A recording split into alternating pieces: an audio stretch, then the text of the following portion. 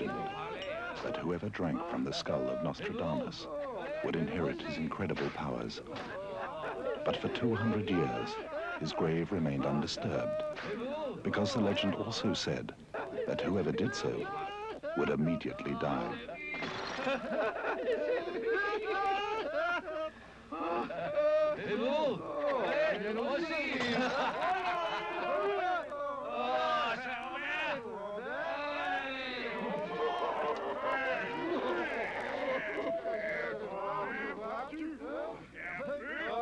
One night, at the height of the French Revolution, 3 drunken soldiers set out to test the legend.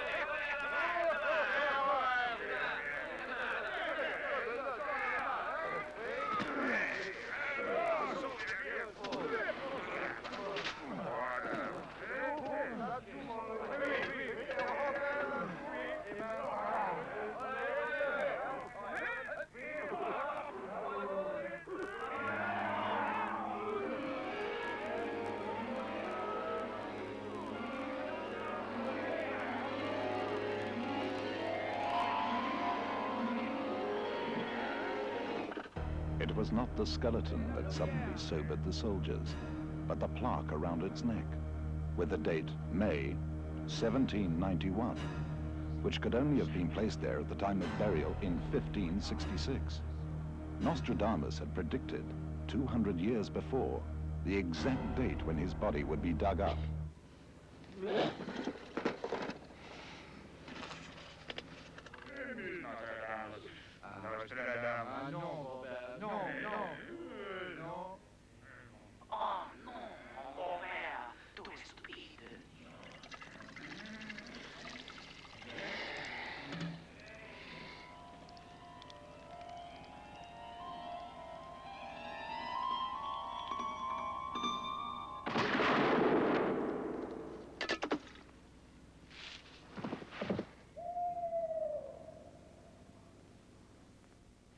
The shot that killed that soldier was fired from the riot of the surrounding revolution.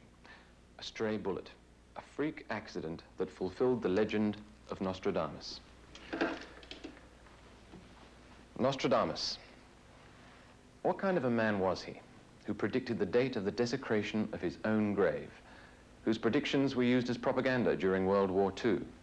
A man who has accurately predicted events over the last 400 years, from the French Revolution to the Kennedys, and on into the future, even to a Third World War, and eventually the total destruction of the world as we know it.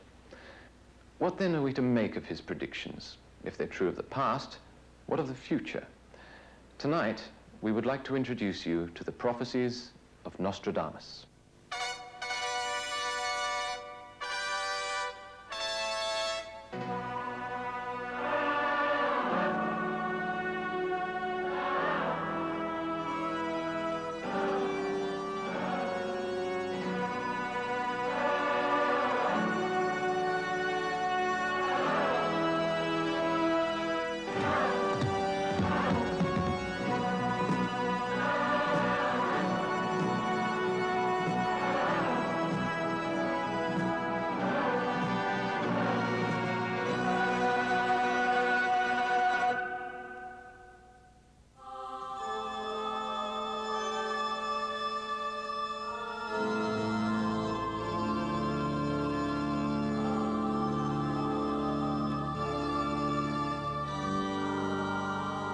After the desecration of his grave in 1791, the remains of Nostradamus were transferred and buried here in the wall of the church at Salon.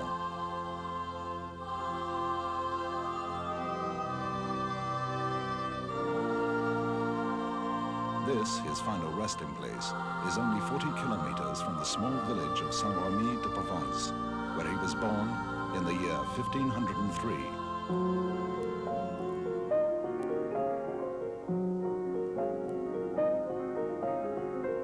ancestry was Jewish, but his immediate family had converted to Christianity. Although his father was a doctor, they led a simple life in this small house, nestling in the shadow of the church. His grandfather, also a doctor, began to educate him at an early age in medicine and the classics, but more significantly, in the ancient science of the stars, astrology.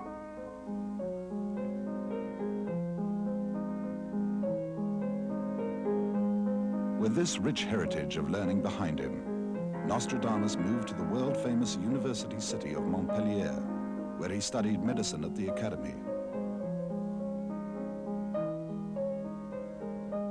Here, he amazed his fellow students and teachers with his lectures on astrology.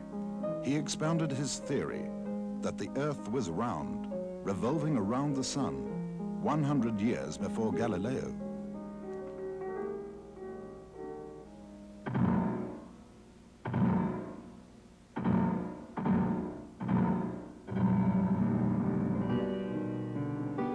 But plague, the dreaded curse of the 16th century, spread across Europe.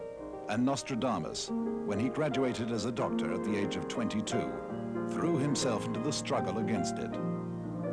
Oddly enough, he was most successful in combating the plague with a simple yet unorthodox cure of clean air and unpolluted water. He achieved amazing results with what we now know to be common sense, and his fame as a healer soon spread, and afflicted towns from all over Europe sent for him.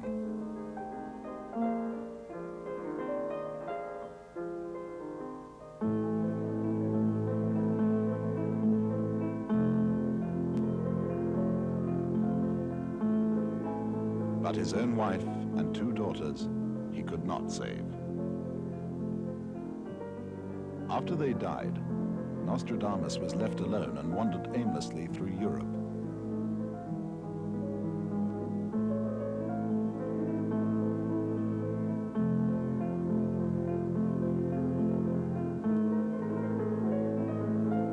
Although he continued to practice medicine, his attention turned more and more to the study of astrology and the occult.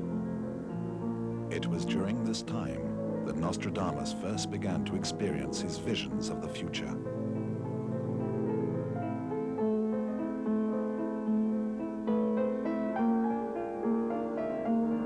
He returned to the south of France and settled here in the small town of Salon, where he remarried and made his permanent home.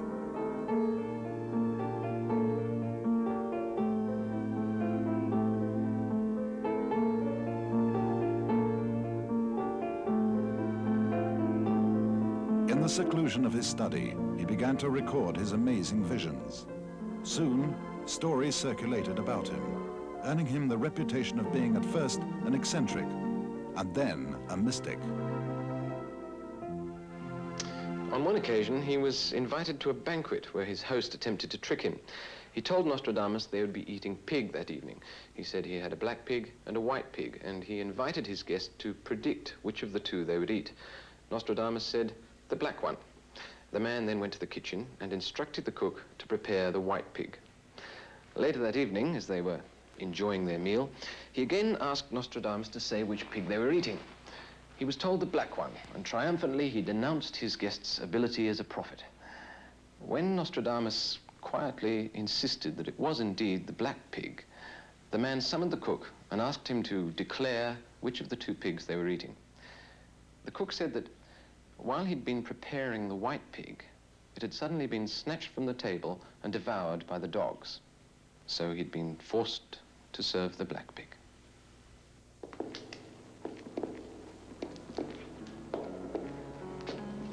But Nostradamus had embarked on something more important than the entertainment of the nobility. In Salon, he set up an intensive study of what was now his life's major work.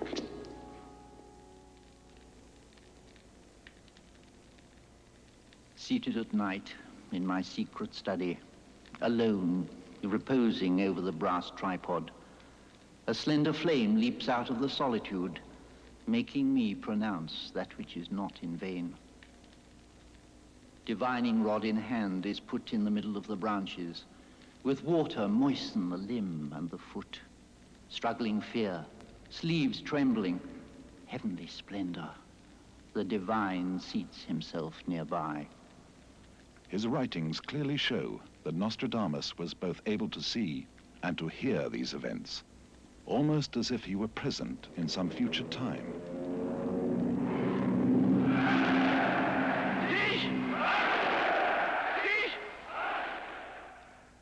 Was this the work of God or of the devil?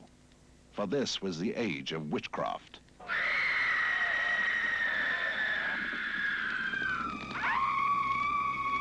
The 16th century was a time when superstition made men strike out at the unusual, the odd, and the eccentric.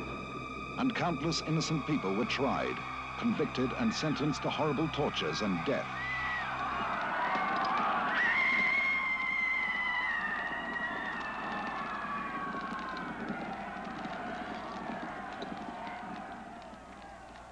For such a man, for any man, to announce predictions now tumbling before him was to invite disaster. So Nostradamus began to write down his predictions in such a way that they would be preserved for posterity and survive fear, suspicion, and destruction through ignorance. He chose a four-lined rhyming verse, known as the quatrain.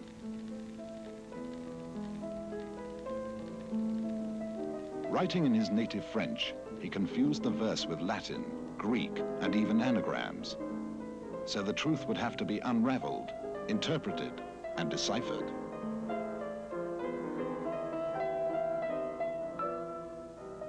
He wrote 1,000 quatrains, dividing them into 10 groups of 100 each, called centuries. One half of the quatrains have already come true, nearly 100 of them in recent times. Some are too obscure even for today's scholars.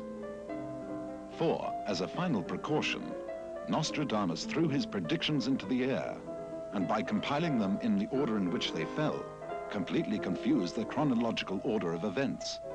Only then did he consider it safe to publish. His precautions have been rewarded in that his book is one of the few to remain constantly in print since it was first published in the 16th century. His first edition of 350 quatrains was published 2 years before his death in 1564. He was immediately summoned before the court of King Henry II because in one of the published quatrains he wrote, "The young lion will overcome the old one on the battlefield in single combat. In a cage of gold his eyes will be put out, 2 wounds in one, then to die a cruel death." This was the 35th quatrain of the 1st century, which suggested that the old lion, King Henry, would die in a tournament. The king said it was ridiculous, that he would never joust and would always protect himself against such a wound. Nostradamus replied that his predictions offered fates that could be avoided, destinies that could be diverted. But soon after, there was a unique double wedding of the daughters of the king, and part of the celebrations was the staging of a tournament in which the king determined to take part. Reminded of the prophecy, he insisted that he would fight in single combat, but that he would wear a protective gold helmet.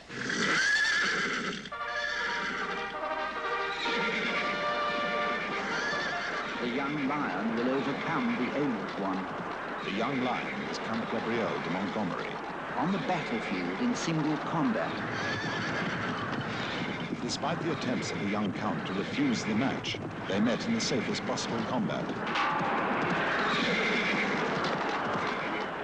Wearing a gold helmet, no lance could possibly penetrate to inflict the injury predicted.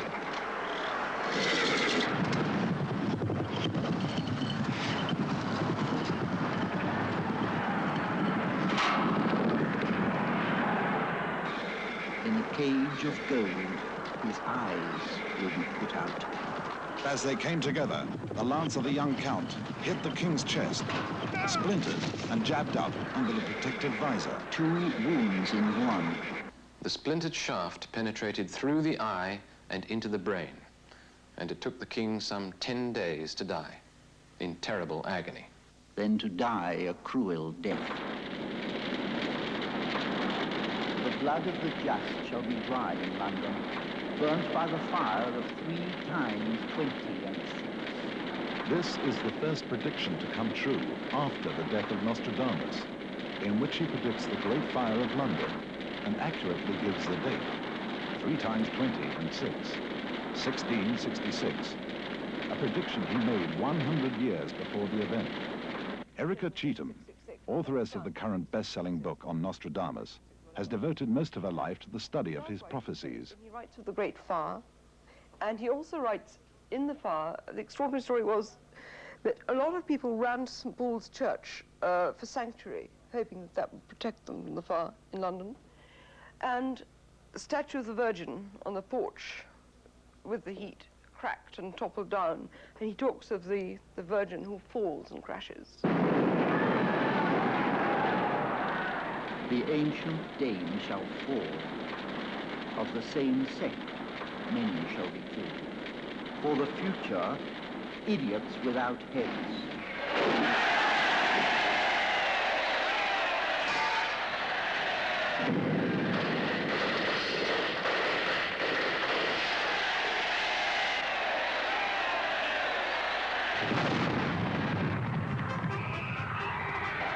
No doubt the event that distressed Nostradamus most, being French, was the revolution beginning in 1789. Despite the king, the coin will be brought lower. The people shall rise against their king. Peace being made, holy laws made worse. Paris was never in such great disorder.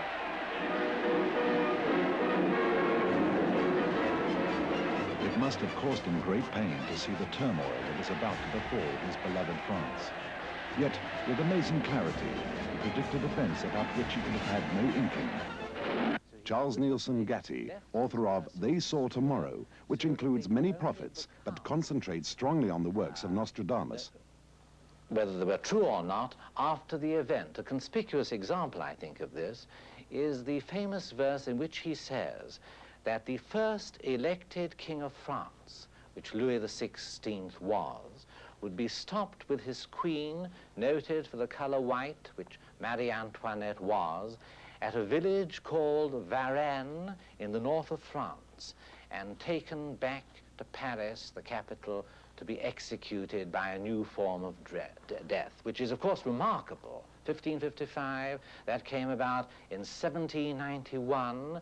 He was foretelling not only the actual name of the place, Varennes, but also the bringing into being of the guillotine.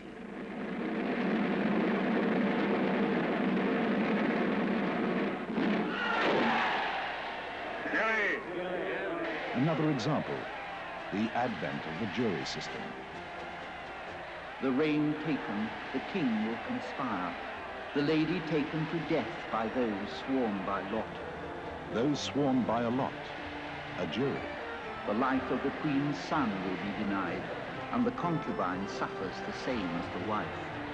The lady taken to death, Marie Antoinette, and the concubine, Madame de Barry.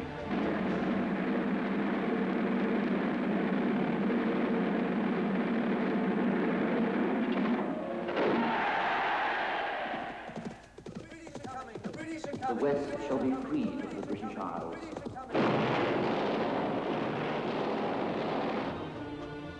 Nostradamus wrote about revolution in all countries. For example, the American War of Independence. The eldest sister of the Britannic Island shall be born 15 years before her brother, by what is promised her and by help of truth. She shall succeed in the kingdom of balance. The eldest sister of the Britannic Island shall be born 15 years before her brother. This remarkable prediction not only accurately suggests that America, the eldest sister, will achieve independence before France, her brother, but actually stipulates the gap of 15 years between the beginnings of the Republic in each country. America in 1776, France in 1791. Exactly 15 years. And he goes on. By what is promised her, and by help of truth, she shall succeed in the kingdom of balance. The kingdom of balance. This indicates that the Republic of the United States will ensure balance and peace in the world. And there is no doubt that the United States has fulfilled that prediction.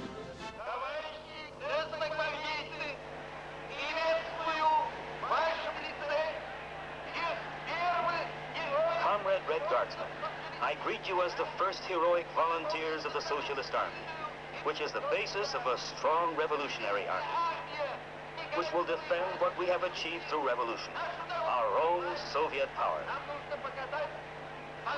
Justice is on our side.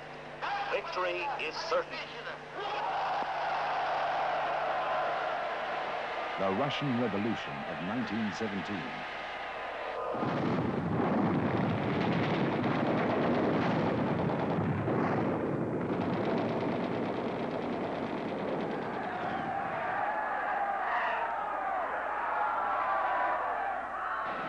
The realm left to two, they will hold it very briefly. 3 years, 7 months will pass in making war. The two Vestals will rebel in opposition. Victor, the latest born in the land of Armenia. Lenin and Trotsky attained power in November 1917. They did not continue the war with Germany for long, but concluded a separate peace in March 1918, exactly 3 years and 7 months after the beginning of the war.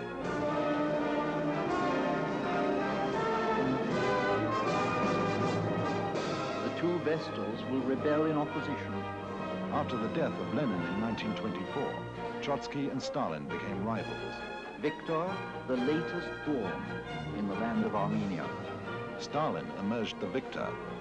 He was the younger man, born in Georgia as we know it. But in the day of Nostradamus, Georgia was part of Armenia.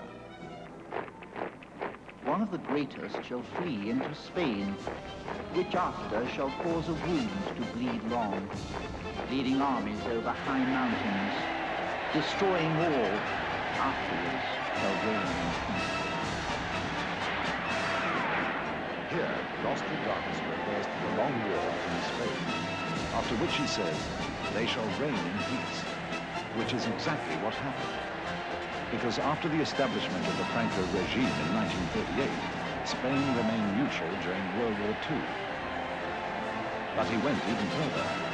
In another quatrain, he actually names Franco. From Spanish, Franco shall come the assembly.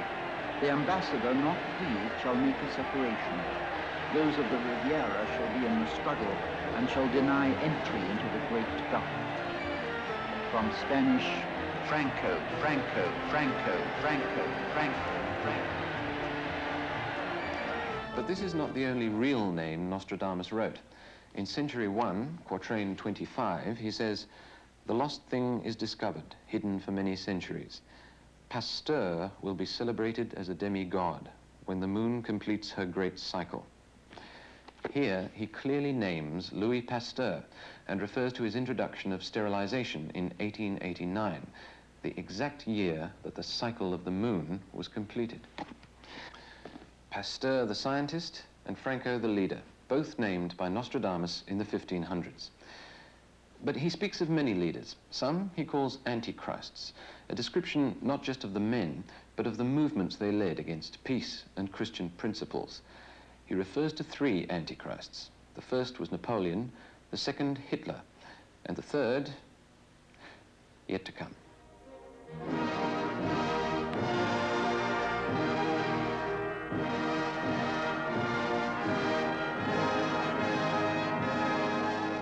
An emperor will be born near Italy, one who will cost his empire quite high a price. They will say that with such people as rally round him, he will be found less prince than butcher.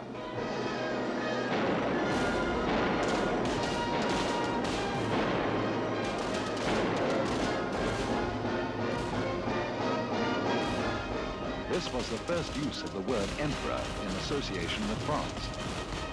Not only did Nostradamus, living in an age of kings, have to predict their disappearance, but that such a man as Napoleon would take for himself that august title, emperor. And to be born near Italy, in Corsica, was unheard of for a French ruler. From a simple soldier he will attain to empire. From a short robe he will attain the long. Great swarms of bees will arise, such that nobody will know whence they've come. This is an excellent example of both his accuracy and the clever way in which Nostradamus hid his true meaning. The reference to great swarms of bees would have had very little significance until 1799, the year Napoleon, as emperor, adopted the beehive as his crest. For 14 years he will hold the tyranny. Napoleon's length of reign, from the day he overthrew the Directory on November the 9th, 1799, to April the 13th, 1814, was 14 years and 5 months. A great troop gathered shall come from Russia. The destroyer shall ruin the city. The name Napoleon is Greek for the new destroyer, and Nostradamus predicts the abortive attack against Russia and the beginning of the downfall of Napoleon. The rear guard will make defense, but the exhausted ones will die in the White Territory.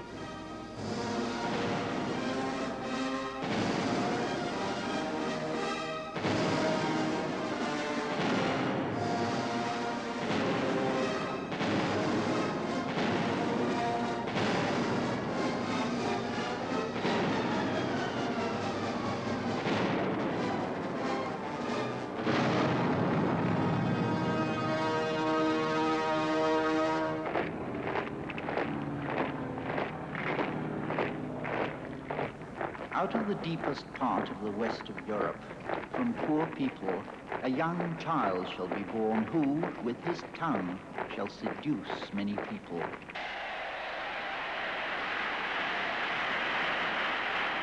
Neurosis, charlatanism, bombast, anti-socialism, hate from the Jews, trajectory, murder, base insanity. I am the leader of the German people! The great squawker, proud without shame, shall be elected governor of the army.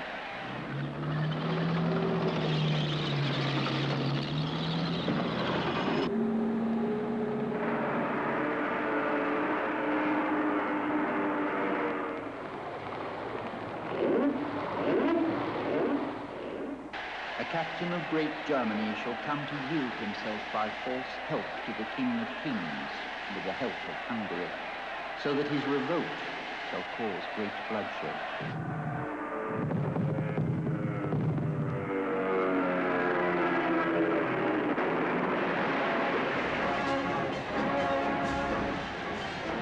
They shall pursue crosses of iron, topsy-turvy.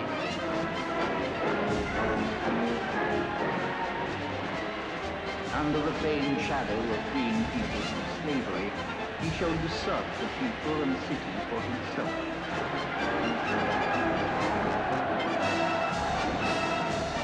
He shall do worse by the deceit of a young whore, for he shall be betrayed in the field, reading a false poem. It reads like a Grimm's fairy tale, until you remember how hideously real it all was. In all of these quatrains, Nostradamus is accurately describing Hitler and the Third Reich. And yet there are 3 other quatrains which have caused some debate among the experts. They contain the word hister, H-I-S-T-E-R. Some commentators maintain that in these, Nostradamus is actually giving the name Hitler. They cannot be applied, I think, with any logic to any other person in history that we know to date. Unless they're futuristic, and I'm quite wrong, they're Hitler. And the name Hitler next to them seems to me to be pretty conclusive. Liberty will not be regained. It will be occupied by a black, proud, villainous, and unjust man. When the matter of the Pope is opened by Hister, the Republic of Venice will be vexed. Well, there seems little doubt that Hitler is meant here, but the second quatrain is more difficult to interpret as Hitler, especially if we know that the word Hister is Latin for the river Danube. The 2 greatest ones of Asia and Africa will be said to have come from the Rhine and the Hister. Well, the Danube certainly does make more sense in this case, as suggested by the author of The Fate of the Nations, Mr. Arthur Priaditis. But it's clearly a reference to the river Danube. History is the Latin name of Danube. But both commentators can't be right. Or can they? Perhaps Nostradamus has actually thrown in a red herring. Perhaps two meanings are intended, for in the third quatrain, it's possible to see both viewpoints. Beasts ferocious from hunger will swim across rivers, the greater part from the fields against the Hister. In an iron cage, the great one will be dragged, when the German child will observe no law. Hitler or Danube, both work. So it's obvious that on this point, Nostradamus succeeded in confusing even our modern-day scholars. But despite his red herring, there's no doubt from the other quatrains that Nostradamus saw Hitler and described his atrocities with tragic accuracy. There are quatrains that could refer to Hitler, as for instance the one in which he mentions Nero. By the third premier, he evidently means the leader of the Third Reich, which was Hitler.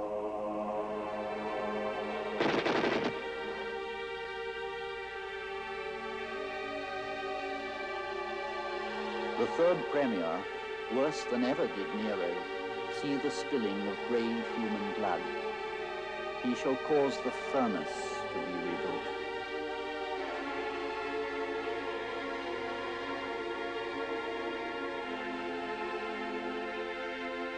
Brothers and sisters shall be slaves in various places. They shall go in heaviness, witness their chin, forehead, and nose. The bloody emperor by battle shall make a speech, and roast the tongue, the flesh, and the bones. They shall think to have seen the sun in the night, and the hog, half a man, shall be seen. Noise, singing, battles in the sky shall be perceived, and brute beasts shall be heard to speak.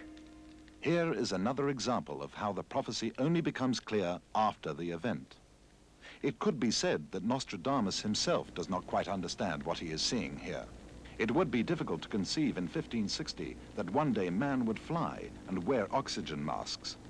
So he describes the vision: half hog, half a man. Take cover.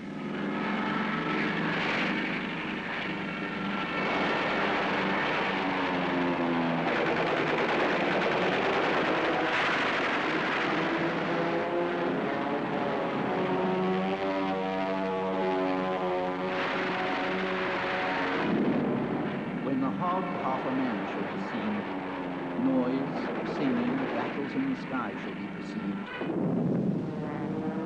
and brute beasts shall be heard to speak. The beasts heard to speak is the radio talkback, and battles in the sky we now know too well.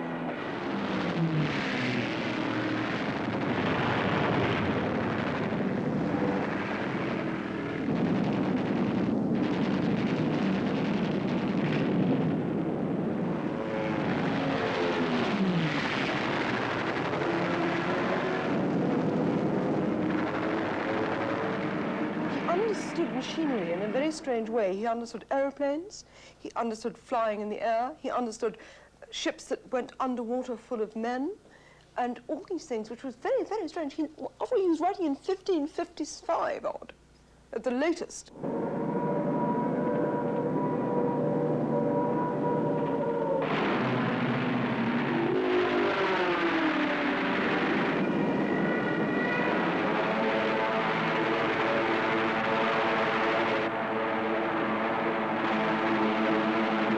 In the islands shall be such horrible tumults that nothing shall be heard by a warlike surprise.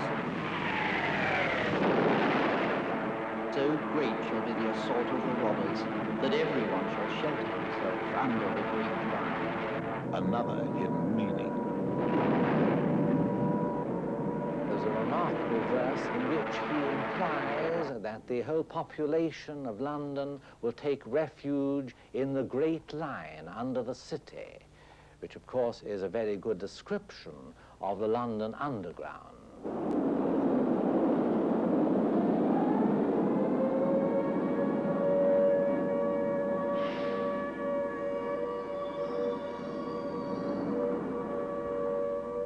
And And he says that living fire in globes will descend upon the city and light it up so that it can be destroyed. It seems almost as though he had an indication of what incendiaries would be like and what their use would be to light up the target for the bombers.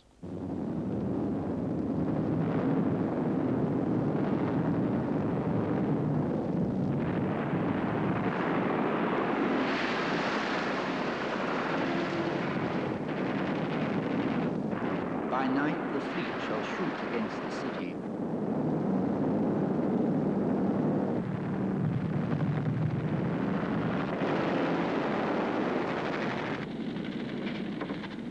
The city shall be on fire, the enemy shall be favorable to it.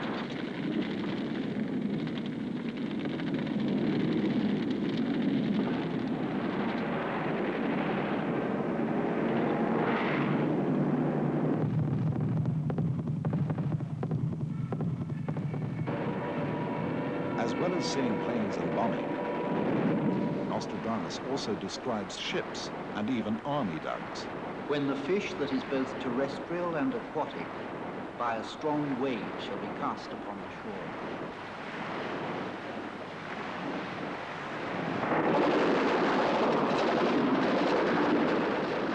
Nostradamus casts his net wide. There hardly seems an event not touched by his distant probe. He saw all aspects of war, but he also saw peace.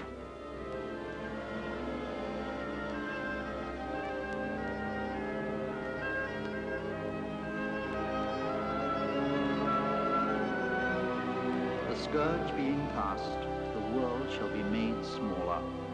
Peace for a long time.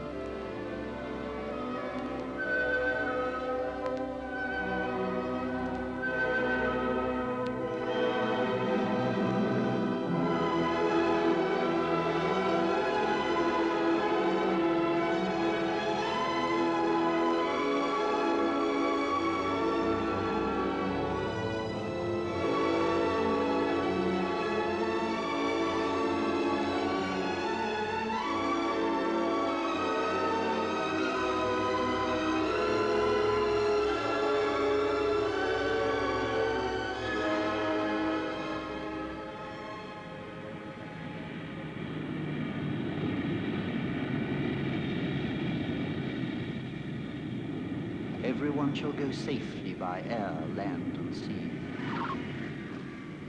And then,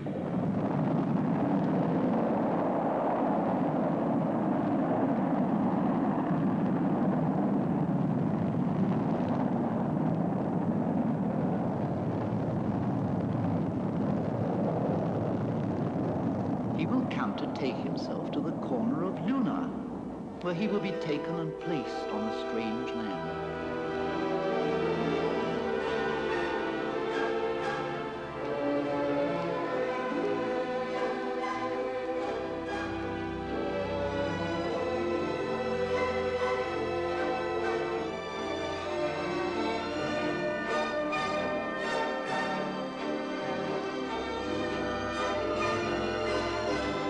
In this quatrain, referring to man's walk on the moon, Nostradamus goes further to talk about the space race and its attendant tragedies.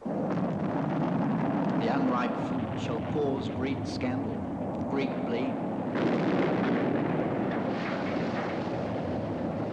During the space race, both the Americans and the Russians lost lives in accidents, in many cases attributed to the rush to launch men into space prematurely. As Nostradamus so aptly puts it, the unripe fruit.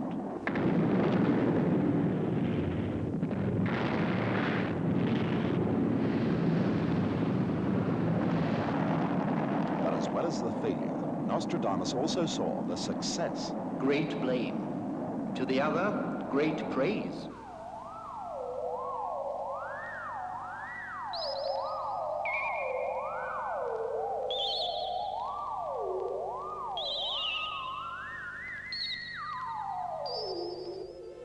What vision, what prophecy, not only to see the future as played out on Earth, but also in space, some 400 years before the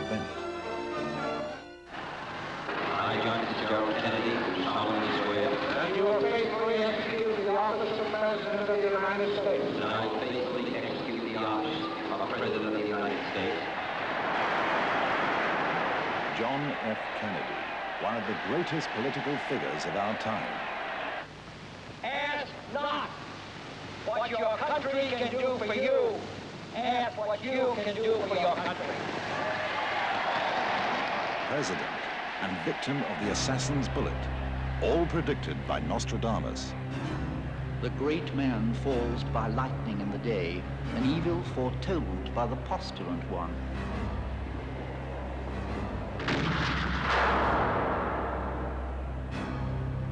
According to the forecast, another falls in the hours of the night. Here we have the assassinations of Robert and John Kennedy, both predicted in the one quatrain. Also the suggestion that a modern-day prophet would predict the event and try to warn the men. An evil foretold by the postulant one. Jeane Dixon publicly foretold the assassination of President Kennedy 11 years beforehand, in 1952. And I remember that day of August 1952. It was pouring down rain just as it was when you came. And I felt this presence so close to me, very close to me. And as I went to the St. Matthew's, was kneeling in prayer in front of the Holy Mother, there it showed me as though it was a film, everything that would happen. And it even showed me that the president would be seated, he'd be Democrat, and assassinated in his first term. Now that was a revelation, that was a prophecy, that would not change. Well, it's interesting that Jeane Dixon, like Nostradamus, used a trance method of seeing into the future. But then, when I got the name of the assassin, that it would be a plot, that was a prediction. That was picking up the thoughts. It's like when you turn on radio or television and pick up a certain channel. So I picked up the channel and I got the name of Oswald, and that's documented before it happened. And as I recall, I tried many ways to get to the president. And I thought, well, the best way and the easiest way was to go to Kay Haley. Kay Haley was a very, very close friend of the president's. In fact, knew the father long before Jack was born. And I asked her, would she go to the White House and intercede for me, and ask the president not to go to the Southwest. And his trip had not been announced publicly. She said, Jeane, what trip? I said, Kay, it's a trip to the Southwest, to Texas. And she promised to go to the White House and intercede for me, and she did go. Just as Jeane Dixon's warning was ignored, so too was that of Nostradamus, even though in quatrain 37 of the 6th century, he writes with incredible detail of the controversy that would arise over who was actually guilty. The ancient work will be accomplished. From the roof, evil ruin shall fall onto the great man. Being dead, they will accuse an innocent of the deed, the guilty one hidden in the misty woods. Lee Harvey Oswald was arrested for the murder of President Kennedy and was himself assassinated before trial.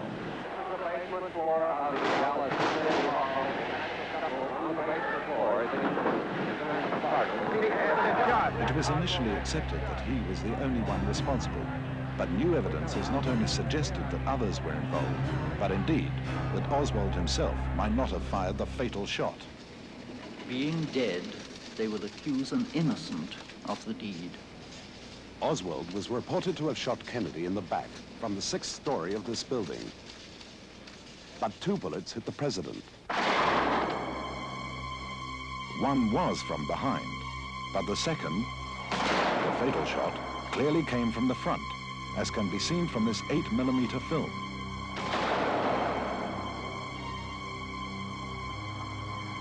The only possible position for an assassin to be concealed in front of the car at that moment was this clump of bushes known as the grassy knoll. It is believed that this film actually shows the outline of a man and a rifle, here arrowed, concealed in the bushes. And Nostradamus says, the guilty one hidden in the misty woods. Much controversy still surrounds the now infamous Warren Report. Accusations of guilt have come from all levels, and many strange events have occurred since.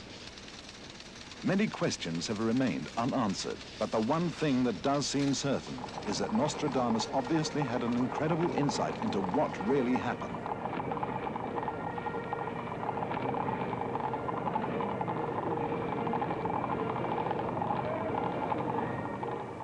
According to the forecast, another falls in the hours of the night. Robert Kennedy was assassinated on the night of June the 5th, 1968. And here again, Nostradamus refers to a warning of the event. And I was asked, would Robert Kennedy win the election? Would he be our next president?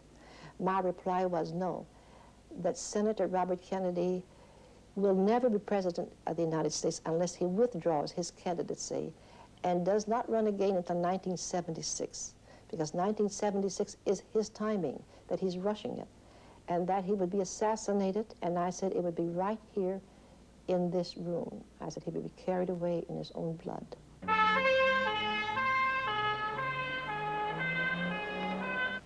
We saw wrong and tried to right it, saw suffering and tried to heal it, saw war and tried to stop it. Those of us who loved him and who take him to his rest today pray that what he was to us, and what he wished for others, will someday come to pass for all the world. But does it stop with two brothers? There is a third Kennedy. In several quatrains, Nostradamus writes about three brothers, but there is one in particular in which there seems little doubt that he is referring to both John and Edward Kennedy. The youngest son shall be slandered by a detractor. When enormous and martial deeds shall be done, the least part shall be doubtful to the eldest. And soon after, they shall be equal in government. Here, Nostradamus is referring to John Kennedy as the eldest and Edward as the youngest. The youngest son shall be slandered by a detractor. Senator Edward Kennedy was placed in a very embarrassing and slanderous position over the drowning of Mary Jo Kopechne in July 1969. Several developments in the Kennedy accident today. Among them, Police Chief Dominic Arena asked the district court to file a complaint against the senator, charging him with leaving the scene of an accident and failing to report it within a reasonable time. According to a statement given to police by Kennedy, he was heading for a ferry to the mainland with Mary Jo Kopechne, a former secretary to the late Robert Kennedy, and she was a passenger. Kennedy said he took the wrong turn, and his car went off a narrow bridge into 8 feet of water. Kennedy managed to escape, but Miss Kopechne drowned. According to police, 8 hours elapsed from the time of the accident until he showed up at the police station to report it.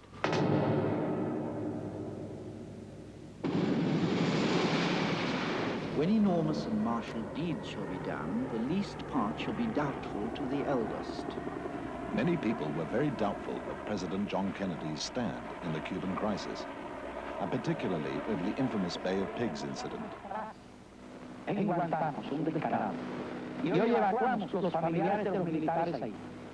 shall be the policy of this nation to regard any nuclear missile launched from Cuba against any nation in the Western Hemisphere as an attack by the Soviet Union on the United States, requiring a full retaliatory response upon the Soviet Union.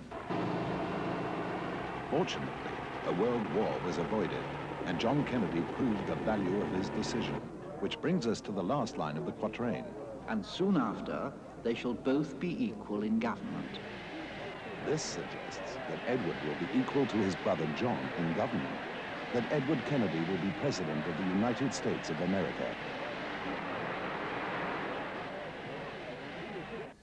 In the light of recent events and opinion polls, this would hardly seem to be an unreasonable prediction, but it was written 400 years ago.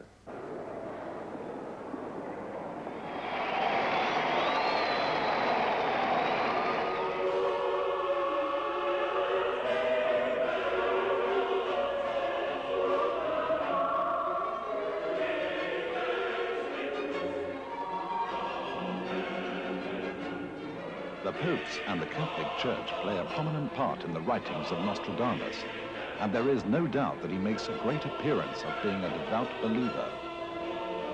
But there is a counter-suggestion that he was, in fact, masquerading as a Catholic to avoid the persecution and bigotry of the times. I think a lot of this was done to placate the authorities and allow the book to be published, because you must remember that in long before the book came out, in 1540-odd, he made a remark at some dinner party that he was attending, and he was then chased by the Inquisition and asked to attend them at Toulouse for, in fact, a summary trial. He then ran to Italy and stayed there for 10 years till it calmed down. And once you were wanted by the Inquisition, you didn't take that thing like that lightly. Doris Collins, noted English medium, claims to have actually made contact with Nostradamus, who said, on this matter, I was born a Jew. And although I changed my religion, it did not alter the fact that I was born a Jew.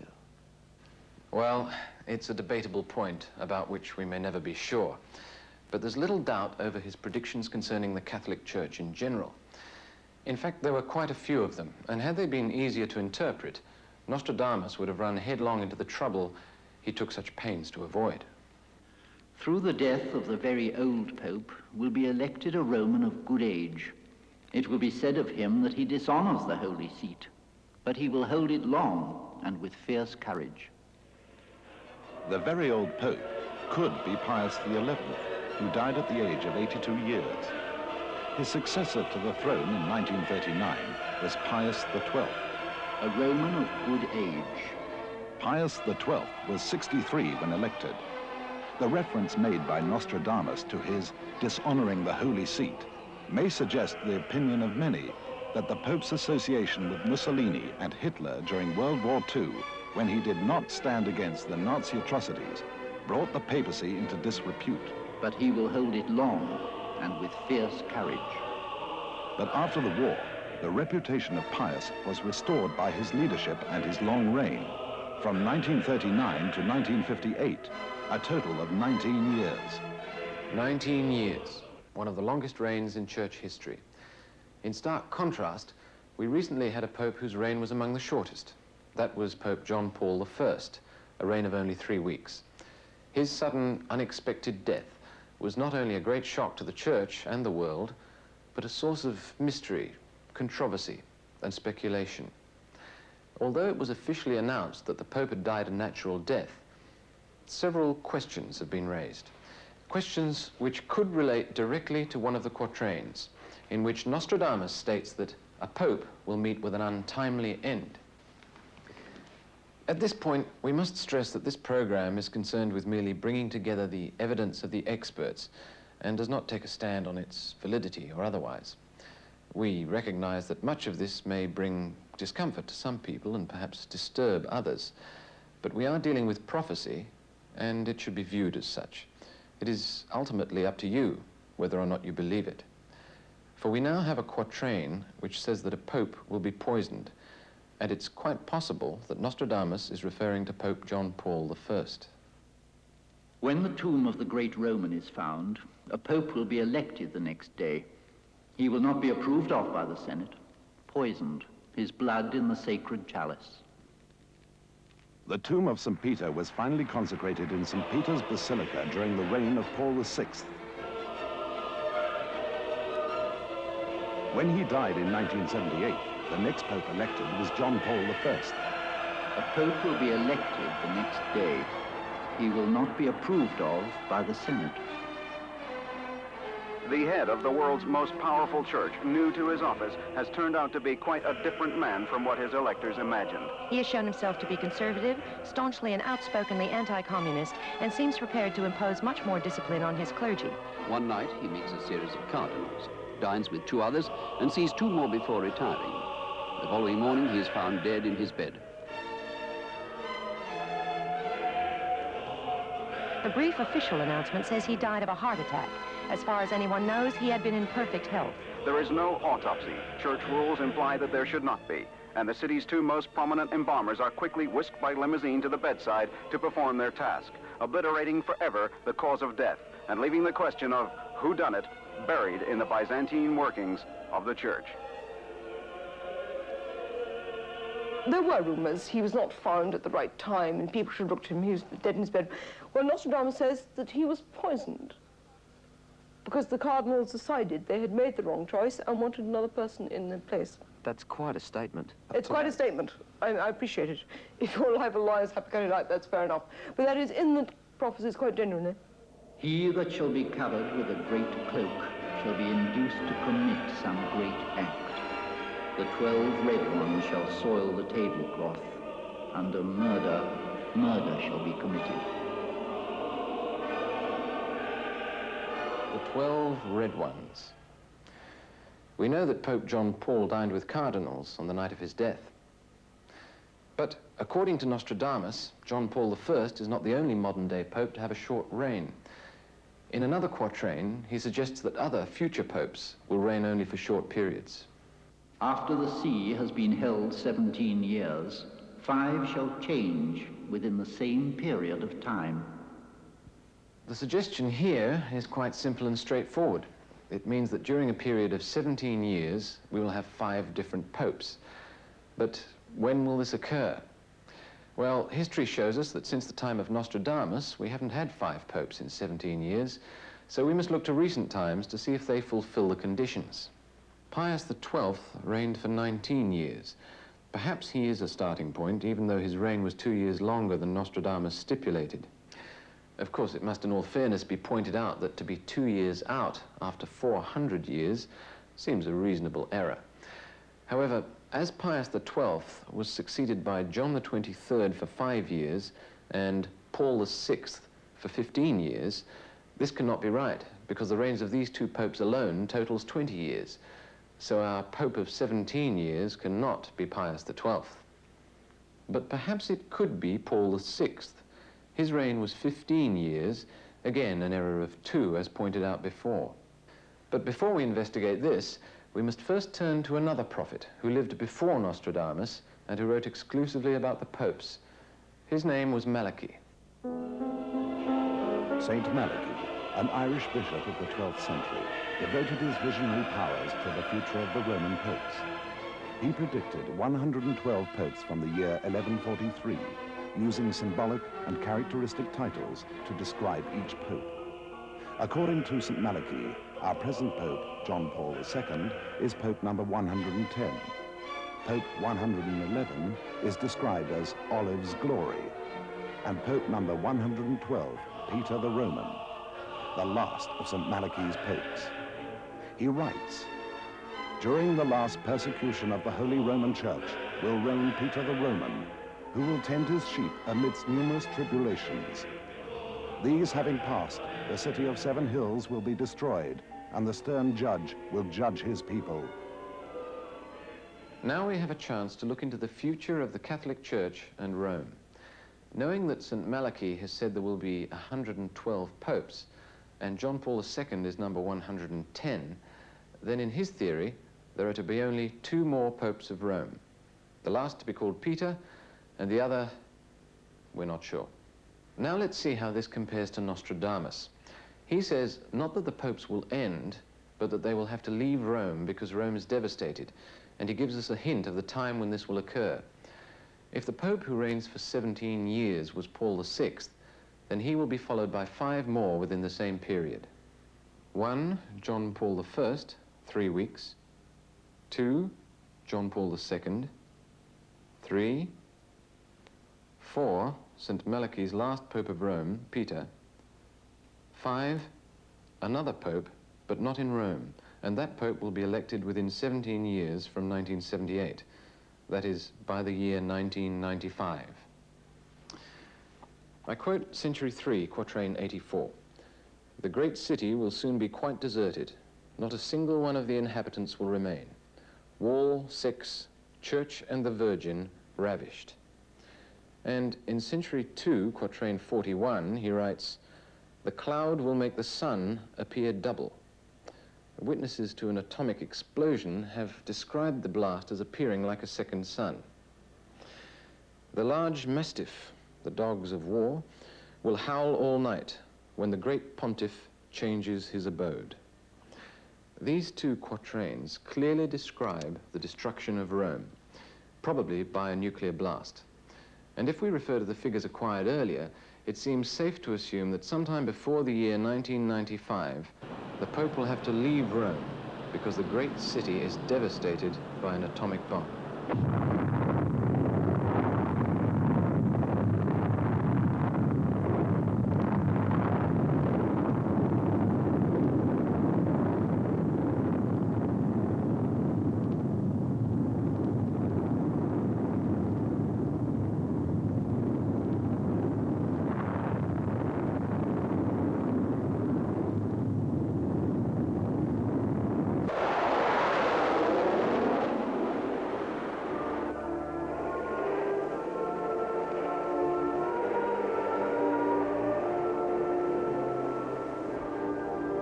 A new law will occupy a new land around Syria, Judea, and Palestine.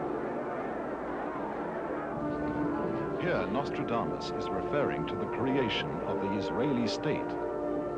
But he goes much further than that.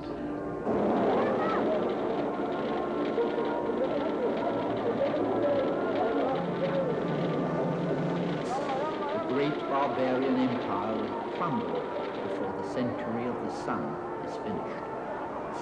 Israel will be victors in this long-running war, and it will be finished by the end of the century of the sun, the name given to the 20th century. No more wars, peace, real peace, and forever. Another striking quatrain relevant to our times. Rain, famine, war in Persia having not ceased, too great a faith shall betray the monarch. Being ended there, it shall commence in France, a secret omen to one that he shall die. This is a startling prediction, giving outstanding detail of the war in Persia, the ancient name for Iran. But let us examine it carefully.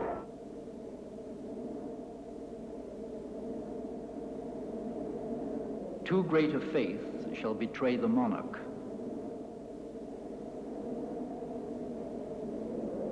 It shall commence in France.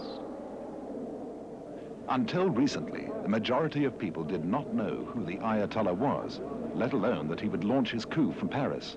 Yet Nostradamus, 400 years before, predicted it.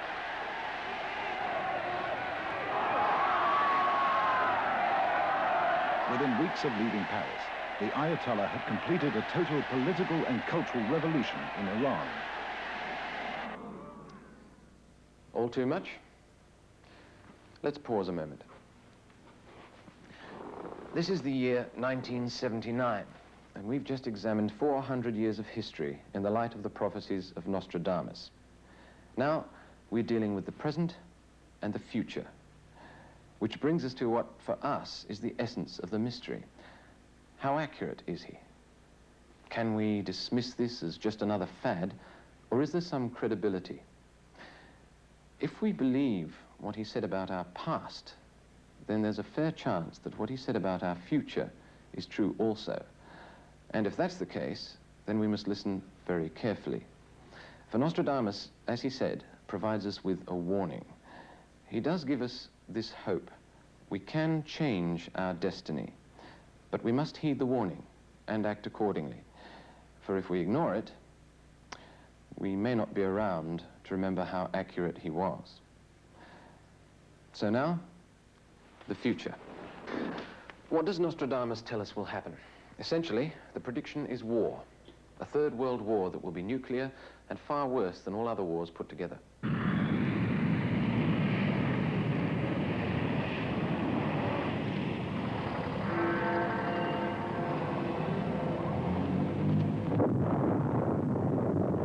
One that shall cause the infernal gods of Hannibal to live again, the terror of mankind. Never more horror nor the papers tell of worse in the past. And in the last era, all the kingdoms of Christianity and also all unbelievers shall quake for the space of years, and there shall be more grievous wars and battles. Towns, cities, castles, and other buildings shall be burnt, desolated, and destroyed. Married women and widows ravished, sucking children dashed against the walls of towns, and so many evils shall be committed by the means of that infernal prince, Satan, that almost the entire world shall be undone and desolate. So Nostradamus predicts a third world war. What's so startling about that, you say? People have been predicting a third world war ever since the second one finished. All right. But Nostradamus, who wrote this 400 years ago, also gives us the year and the signs to look for. He tells us who will be fighting and why, and suggests there will be occurrences of unprecedented natural disasters, such as floods, famine, and earthquakes, and tells us exactly when and where these events will take place. He assembles a powerful jigsaw puzzle, the eventual pattern of which cannot be denied. So let's take the pieces of that puzzle one by one. I might warn you that from now on the subject matter will not be very comfortable, but as the thinking creations of this universe, perhaps we have an obligation to protect it and consider any warnings to that end. Remember, these warnings are not the opinions of the producers of this program, but interpretations of Nostradamus based on facts available today. If we are to have a war, we must ask ourselves 5 questions. When? Where? Who will be fighting? How long will it last? And who will survive? First we ask when, and although there are several hints left by Nostradamus, there are 2 which are quite clear and must be considered side by side. One, it could be as early as 1981, and the other stating quite clearly that the war will be well underway by 1999. In the year 1999 and 7 months, from the sky will come the great king of terror. He will bring back to life the great king of the Mongols. Before and after, war reigns happily. Our second quatrain is unanimously understood as an Arab invasion of Europe, and the date, although obscure, can be determined by means of astrology. The king enters Europe wearing a blue turban. He will reign for less than a revolution of Saturn. The king with a white turban, his heart banished to Byzantium, Sun, Mars, and Mercury near Aquarius. These regular conjunctions can be predicted, and they do occur very regularly, but they don't occur frequently. The Sun, Mars, Mercury, and Aquarius will be together in 1981 in February. Actually, on the 4th of February, the moon will be passing in front of the sun. We'll get an eclipse of the sun. So we have a time. It could be as early as 1981, and in the specific words of Nostradamus, it's already underway by 1999. That one quatrain suggests that it will be less than 29 years in duration, and also gives a hint of who will be fighting. To have a war, you must have aggression. Where will it come from? Russia? China? The West? In quatrain after quatrain, Nostradamus indicates that the trouble will come from the Middle East, specifically Iran, or, as it was called in his day, Persia. By fire and sword, not far from the Black Sea, they shall come from Persia to seize upon Trebizond. The kingdoms of the church will be overcome by the sea. Towards Persia, very near 1 million. Help provided too late, Persia will turn and invade Macedonia. France by neglect shall be assaulted by 5 sides. Tunis and Algiers shall be stirred by the Persians. There are too many references to ignore the suggestion that the Middle East will play a central role in the trouble to come. And yet, is this a realistic possibility? After all, Nostradamus was talking about a time which may be only 2 years away. Could Persia, or Iran as we know it, cause a 3rd World War? To answer this, let's turn to what we know of Iran today and the revival of Islam throughout the world.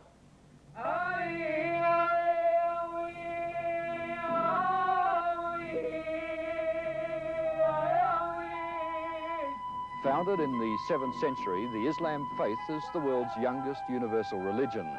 With an estimated 750 million followers, the faith has become the 2nd largest and is fast catching up to Christianity.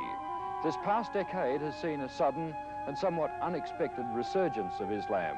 Muslims throughout the world are rediscovering their spiritual roots and reasserting the political power of the Islamic way of life. The Islamic moral code is regarded by many Westerners as a relic of the Stone Age with harsh criminal provisions. For example, an habitual thief is punished by having his hand cut off. A person caught drinking alcohol receives 80 lashes. An adulterer is either scourged or stoned to death. World attention is now focused on the Islamic countries. They form what's been dubbed a crescent of crisis.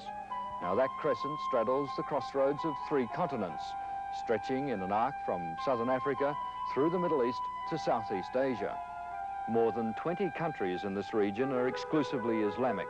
Muslims make up between 50 and 90% of the populations of another 8 countries, and in varying degrees up to 50% in yet a further 35 countries. Interestingly, the Soviet Union, with 50 million Muslims, has the world's 5th largest Islamic population after India, Indonesia, Pakistan and Bangladesh. Communist China also has a large Muslim community in its southern region, estimated at just under 18 million people. The Crescent of Crisis, as the name implies, contains most of the world's trouble spots. It also contains most of the world's known oil deposits, a vital factor with the energy problems now being felt by most industrialized nations, both communist and non-communist.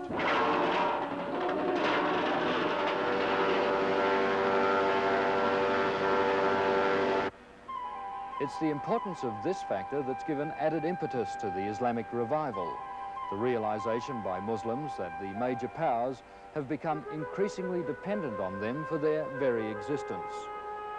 The world's Muslims believe that they and their countries have been both economically and culturally suppressed by the superpowers, but that now, because of the world oil situation, they're finally able to reassert themselves. The question that still remains is how the superpowers will react to this continuing development of the Islamic faith. Out of the country of Greater Arabia shall be born a strong master of Mohammedan law, who shall vex Spain and conquer Granada, and by sea shall come to the Italian nation.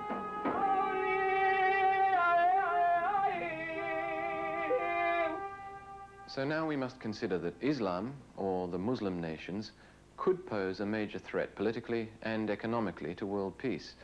They have the objective, they have the numbers. But do they have the technology to wage a nuclear war? We're fairly confident that none of the Muslim countries as yet possess any nuclear weapons. Dr. Donald Brennan, director of the Hudson Institute in New York, is advisor to the American government on international power play and nuclear armaments. The major threat that we're concerned with in security planning for the United States is and will remain for a long while to come the Soviet Union. The Soviets could undoubtedly inflame crises in many areas of the world that might lead to major wars. There are no other powers that are in prospect that would pose the kind of risk to Western security that the Soviet Union does. The Chinese were perceived to be more of a threat several years ago, but even when they were thought to be some kind of threat, no one thought of them as a primary threat, and it was not believed that they would be the primary threat for generations, probably. The possible threat from countries in the Middle East, whether Iran or the Arabic countries, is primarily an economic one in the near term, in that these countries control much of the world's supply of oil, and that can become an important security threat. Apart from that problem, because in part of the importance of oil, the Soviet Union is very active in becoming involved in the Middle East, and the Soviets might very well participate in some Middle Eastern crisis in some way that might very realistically lead to a war.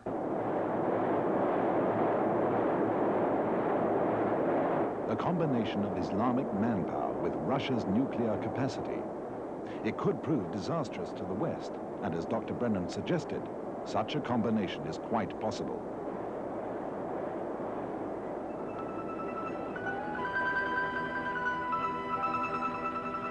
We know the Soviet Union has the 5th largest Muslim population in the world, yet another reason why the two countries could combine.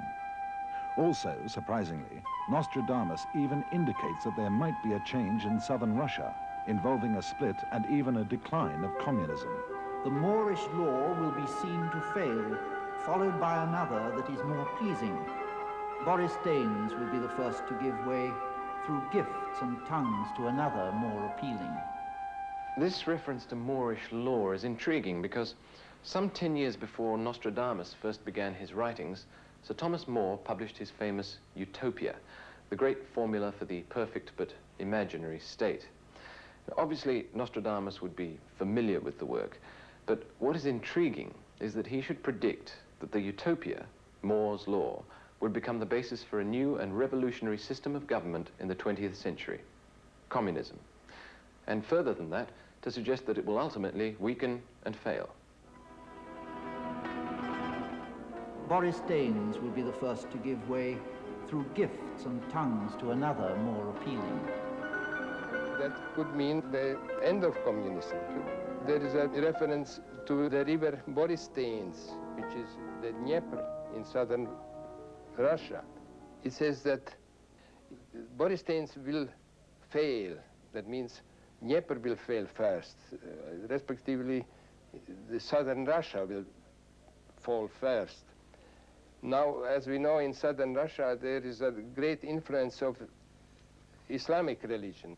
And this may mean that to the people who live in southern Russia, the Islamic doctrine will prove more seductive than communism. The old will hold strong, then removed from the scene. Then all things common among friends will far behind. All things common among friends, the main theme of communism, so aptly described by Nostradamus, is to be put far behind. So, in answer to who, it's quite logical to suggest that the West and Christianity could be fighting a nuclear war against the Soviet Union and Islam, united as the Eastern power. And why do we imagine it will be a nuclear war? Leave, go forth out of Geneva all. Saturn of gold shall be changed into iron. The contrary of the positive ray shall exterminate all. The contrary of the positive, which shall exterminate all. This could only be a reference to the chain reaction involved in nuclear fission, in which the balance of positive and negative particles of the atom are bombarded by additional neutrons. Uranium undergoes fission, which means the atoms divide into two, and in the process they give off neutrons, and these will cause other atoms to divide into two, and each time an atom divides into two fission products, as they are called, a lot of energy is released, and one can make the thing so that many atoms divide into two simultaneously to generate a great deal of energy suddenly. From hidden fires a great place burns with heat. Little rain, a hot wind, wars and raids. It increases the temperature of everything in that region, and of course they start to burn in the atmosphere. So it's the main devastation is as a result of widespread fires, all taking place simultaneously. Before it happens, the heavens shall show signs. In the year that Saturn and Mars are equally fiery, the air is very dry, a long meteor. Nostradamus clearly suggests here that there will be signs in the sky and warnings, a long meteor. Of people and beasts shall be a horrible destruction. Blood, thirst, famine, when the comet shall run. Well, Halley's Comet is the most spectacular of the comets. It's a very big comet, and it's due in 1986.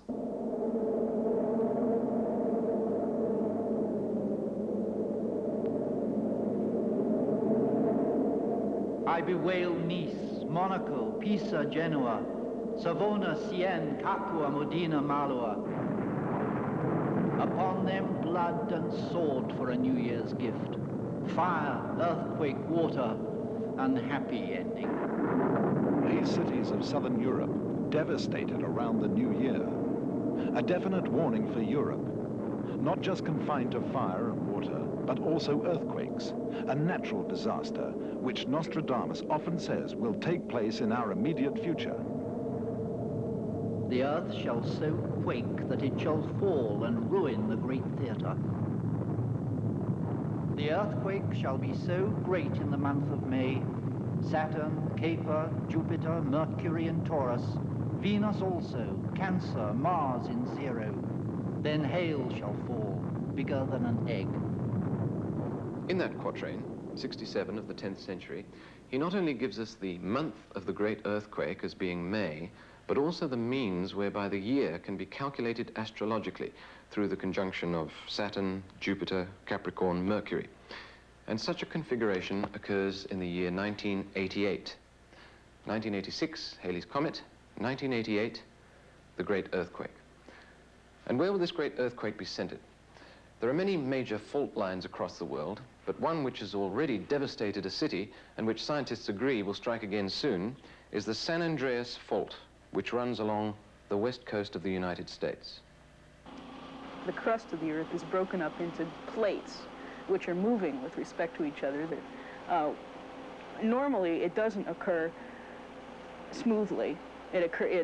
Strain builds up like the energy you store in a rubber band when you stretch it, until the rubber band breaks, and the plates, or the rocks along the edge, snap back into line, and the vibrations that are caused by that sudden motion radiate out and are felt and recorded as an earthquake.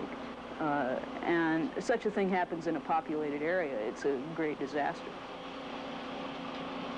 It's been determined that the recurrence rate between great earthquakes is about 160 years. The last one was in 1857, and that was 122 years ago. So we're getting up into the time period when we have to think about such an occurrence. The San Andreas Fault comes up from the Mexican border and goes up past San Francisco, very close to San Francisco, and on up to the north. There was one of about magnitude 8 in 1906 that destroyed San Francisco.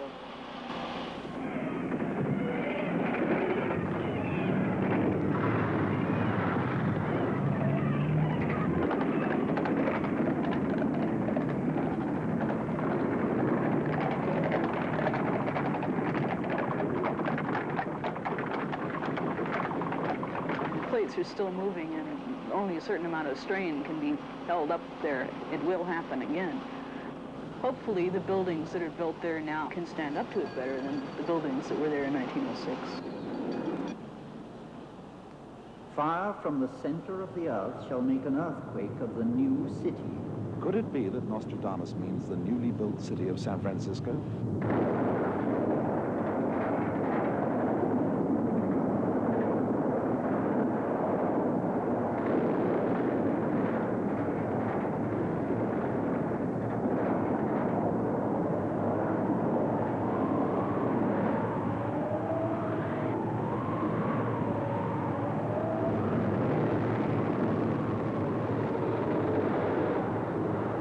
He is convinced that America will be shaken by an earthquake, and he even says it will go as far north as to shake New York.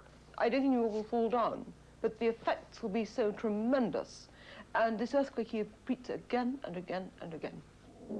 And further to that devastation, there is famine. The great famine do I see drawing near, turning from one way to another, and then becoming universal. So great and long, that they shall come to pluck the root from the wood and the child from the breast. A famine so bad that it leads to cannibalism. The bushel of wheat shall rise so high that man shall be a man-eater. Up until now, we've taken examples of quatrains and explained them and analyzed them. Now, we ask you just to listen to what Nostradamus has to say about the devastation of a nuclear war, a third world war. His description is so vivid, it needs no interpretation.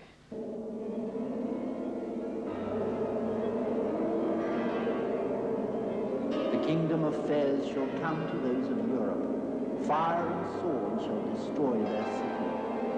The great one of Asia by land and sea with a great army, so that blues, greens, crosses, to death he shall drive.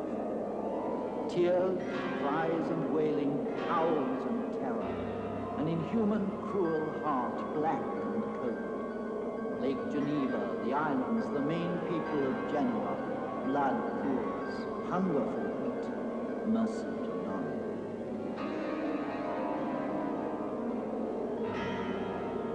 The Arab prince, Mars, Sol, Venus, Leo, the kingdoms of the church will be overcome by the sea.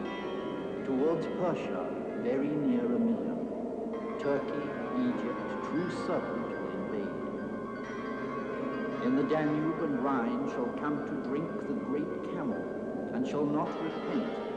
The Rhone shall tremble, and more those of Loire, and near the Alps the cock shall rule. From the Black Sea and the great Tartaria, a king shall come to see France. He shall go through Arameer and Armenia, and shall leave a bloody rod in Constantinople. At the 48th degree of the climacteric, the end of Cancer, there is a very great drought. Fish in the sea, river and the lake boiled hectic, Béarn and Bigorre in distress from fire in the sky. If France, you cross the Ligurian Sea, you will find yourself besieged among islands and sea. Mohammed against you, more so the Adriatic. You will gnaw the bones of horses and asses. The fleet is wrecked near the Adriatic Sea. The earth trembles, pushed into the air and falls again. Egypt trembles, Mohammedan increase, and the herald is sent to call out for surrender. So the devastation spreads across Europe, and even into Egypt and Constantinople. But it does not stop there. The United States is also involved, as we can see from a quatrain which many experts agree refers to New York as the new city.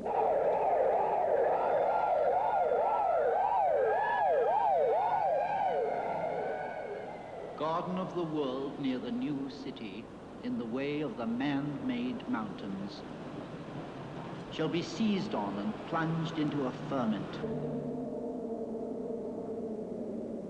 being forced to drink sulphurous, poisoned waters.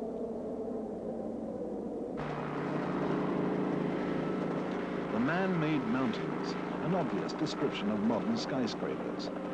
Further to that is the reference to the fire in the 45th degree latitude, which is very close to the position of New York City.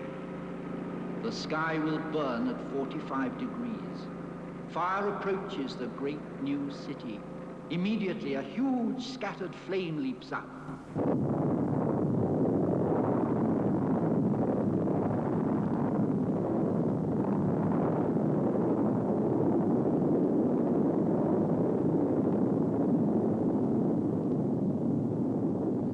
In answer to the question where, it's likely that most of the world will be involved. Hopefully some a little less than those specifically described by Nostradamus. Which brings us to the question of who will survive. To answer this, we need to remember Hiroshima and try to comprehend the devastation of more than 20 years of nuclear holocaust. Obviously, many of us would have no chance whatsoever. But there is light at the end of the tunnel. Nostradamus does tell us the war will end, and that the West will ultimately win due to an unexpected alliance, an alliance between the USA and Russia. Now, this may seem far-fetched, but let's examine the evidence given by Nostradamus. When those of the Arctic pole shall be united together, there shall be in the east great fear and trembling. One shall be newly elected that shall bear the brunt. Rhodes, Constantinople shall be dyed with barbarian blood. Those of the Arctic pole can only mean Russia and the US.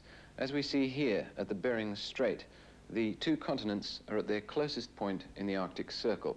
Alaska, part of the US, and Russia. And he goes on to say, in the east, great fear and trembling. So he's suggesting here that these two northern powers will unite against the east. And there's a further quatrain to support this. One day the two great masters shall be friends. Their great powers shall be increased. So, after many years of fighting, it seems that Russia herself may become uncertain, that there will be a division in the land, the south remaining with Islam due to the predominance of Muslim population, and the north joining with the US, those of the Arctic pole. And incredible as it may seem, Nostradamus suggests that this alliance will not only occur, but will triumph, as he says in several quatrains and also in one of his epistles. For the principal eastern ruler, being for the most part moved by the northern and western men, shall be vanquished and put to death, beaten, and all the rest put to flight, and the children he had by many women put in prison. The barbarian league will be driven out. Of the two laws, the pagan one will fail. Here he tells us the pagan law will be driven out, and goes on to talk of a king of Europe who eventually becomes a driving force for victory for the West. As a griffin shall come the king of Europe, accompanied by those of the north. Of reds and whites shall conduct a great troop, and then shall go against the king of Babylon. There it is again, another reference to those of the north. And the reds and the whites? Russians and the West. By Antichrist, 3 shall be brought to nothing. His war shall last 27 years. The heretics dead, prisoners exiled. Blood, human body, water made red, earth shrunk. Here, Nostradamus states definitely that the war will last for 27 years, and that the third Antichrist will be driven back and brought to nothing. From Barcelona, from Genoa and Venice, from Sicily near Monaco united, against the barbarian the fleet shall take her aim. The barbarian shall be driven back. After this war shall have lasted a good while, there shall be a renewed reign of Saturn and a golden age. God the Creator shall say, hearing the affliction of his people, Satan shall be put and tied in the bottom of the deep, and here shall begin an age of universal peace.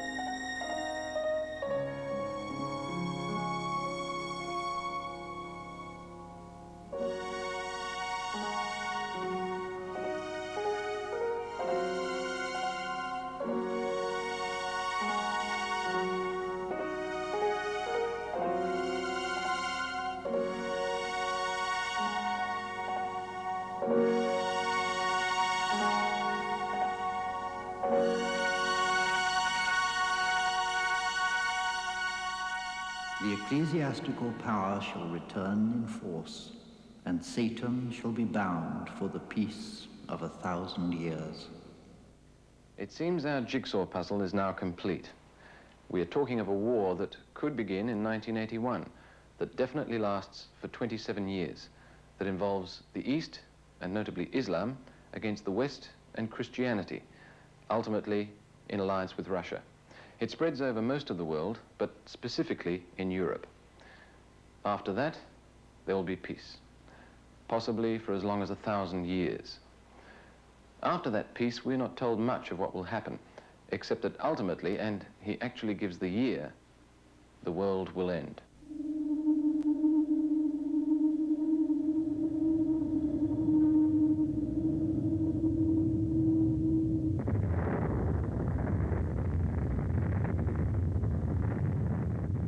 The year 3797. Scare tactics, common sense, or amazing guesswork? Who knows? Nostradamus didn't tell us very much more. The climax of his predictions is also the climax of this program. We're at the crossroads. Our immediate future is the worst war man will ever know. And not just according to Nostradamus. Hearing his words simply reminds us that a third war is highly possible, considering the current unrest across our world. It's something we all hope will never happen. Perhaps if we heed Nostradamus, it may not be too late. The decision is not up to the next generation. It's up to us. Good night.